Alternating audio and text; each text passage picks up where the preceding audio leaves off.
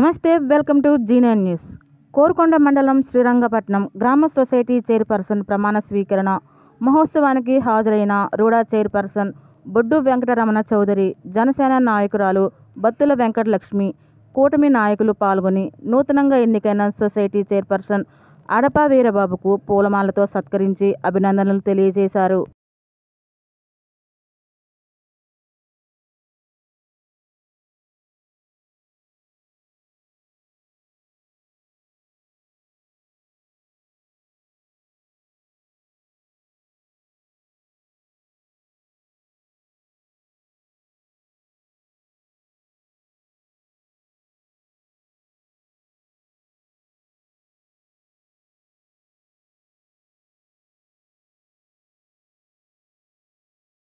అలాగే వేదిక పైన వేదిక ముందు ఉన్నటువంటి ఎన్డీఏ కూటమి కుటుంబ సభ్యులందరికీ కూడా పేరు పేరున నా హృదయపూర్వక నమస్కారాలు. ముందుగా మన శ్రీరంగపట్నం సొసైటీ EACS ప్రెసిడెంట్గా ఎన్నికైనటువంటి అడప వీరబాబు గారికి, అదేవిధంగా సభ్యులుగా నియమితులైనటువంటి వెంకటరమణ గారికి, మంద గారికి, వారికి కూడా ప్రత్యేక శుభాకాంక్షలు తెలుపుతున్నాం. ఈ EACS సొసైటీ అనేది చాలా కీలకమైన సంస్థ. ఒక విధంగా చూస్తే ఇది ప్రభుత్వానికి రైతుకి మధ్యలో అనుసంధానంగా ఉన్నటువంటి వ్యవస్థ. అయితే మన ఎన్డీఏ ప్రభుత్వం అలాగే తెలుగుదేశం ప్రభుత్వం గతంలో వచ్చినప్పటికీ ఎప్పుడు వచ్చినా కూడా రైతు పక్షపాతిగా నిలబడినటువంటి ప్రభుత్వంగా మనం గుర్తించాలి. ఇప్పుడు ప్రస్తుతం మీరు చూడండి, మన నియోజకవర్గంలో రాజానగర్ నియోజకవర్గంలో మొన్న 2024లో వరదలు వస్తే అందులో మనకి పంట నష్టం జరిగితే దాదాపు 9 కోట్ల రూపాయలు ప్రత్యేకించి మన నియోజకవర్గానికి ఇవ్వడం జరిగింది. అదేవిధంగా పరికరాలు కానివ్వండి, వ్యవసాయ పరికరాలు సబ్సిడీ మీద ఇవ్వడం, మొన్న రైతులకు మొత్తం రాష్ట్ర వ్యాప్తంగా అన్నదాత సుఖీభవ దీంట్లో 7,000 ప్రతి రైతుకి ఇవ్వడం, ఇప్పటి ఎన్నో కార్యక్రమాలు మన రైతులకు చేస్తున్నాం. ఇప్పుడు డ్రిప్ ఇరిగేషన్ కానివ్వండి, దాని మీద 90% సబ్సిడీ ఇవ్వడం. అదేవిధంగా ఇక్కడ ఈ మన ప్రాంతంలో నీటిపారుదల వ్యవస్థ కనుక మీరు చూసినట్లయితే ఎప్పుడైతే తెలుగుదేశం ప్రభుత్వం కానీ ఎన్డీఏ ప్రభుత్వం కానీ వస్తుందో అప్పుడు మాత్రం పనులు జరుగుతాయి, మిగతా కాలంలో జరగవు. ఒక్కసారి మీరు రైతులకి ఏ విధంగా మన ఇండియా కూడా నిలబడుతుందో వాళ్ళ కనుక ఒకసారి మీరు అంతా గమనించవలసిందిగా కోరుతున్నాం. అదేవిధంగా మనకి ఎరువులు కానీ, విత్తనాలు కానీ, అలాగే అప్పులు ఇవ్వడం కానీ రైతులకి, ఇవన్నీ కూడా సొసైటీ మన EACS ముఖ్య పాత్ర పోషిస్తాయి. అయితే గత 5 సంవత్సరాల్లో ఇటువంటి మంచి వ్యవస్థని ఏ విధంగా కష్టపట్టించారో దాని నిదర్శనమే మన శ్రీరంగపట్నం సొసైటీ.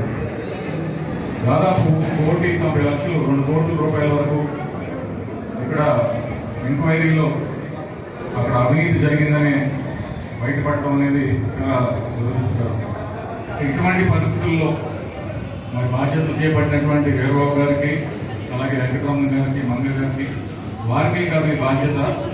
రైతులందరూ కూడా తలకు చేయి వేసి దీన్ని ఈ వ్యవస్థని మళ్ళీ రైతులు అందరిలో కూడా నమ్మకాన్ని కల్పించే విధంగా మనం వ్యవహరించాలని చెప్పేసి వారికి సూచిస్తున్నాం.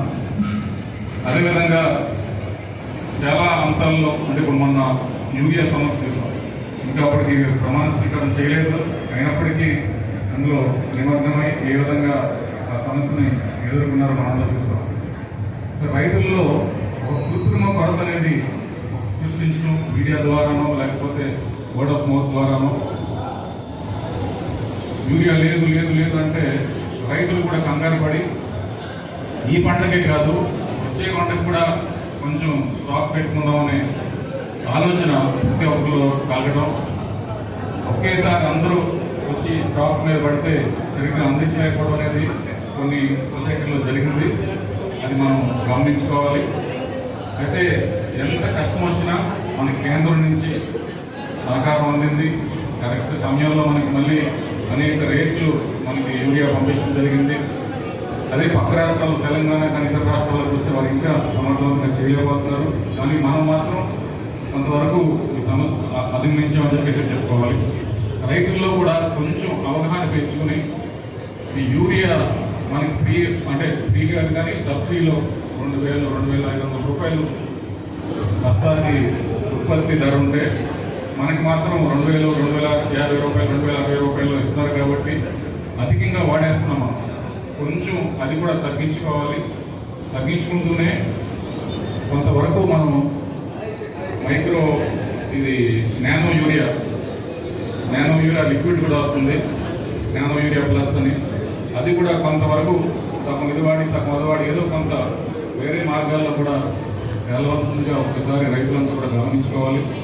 ఏదైనప్పటికీ రానున్న ఈ మళ్ళీ కాలంలో సొసైటీని మళ్ళీ ఒక గాడిలో పెట్టాలని చెప్పేసి వీరబాబు గారిని, అలాగే ఇతర సభ్యులు వెంకటరమణ గారిని, మంగ గారిని కోరుతూ సెలవు తీసుకున్నాం. Thank you.